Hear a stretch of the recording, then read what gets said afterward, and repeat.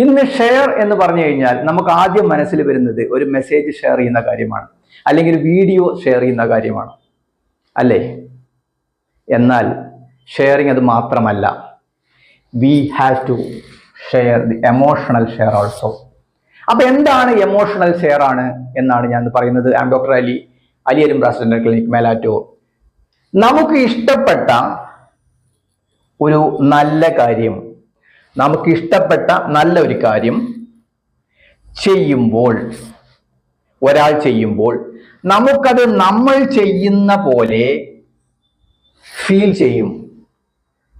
ഉദാഹരണത്തിന് യൂസഫ് അലി സാർ ഒരു സ്ഥാപനത്തിന് ഫണ്ട് കൊടുത്ത് സഹായിക്കുന്നു, അല്ലെങ്കിൽ ഹാൻഡിക്യാപ്ഡ് ആയ ഒരാളെ സംബന്ധിച്ചിടത്തോളം ഒരു വീൽ ചെയറോ ഒരു വാഹനമോ കൊടുക്കുന്നു.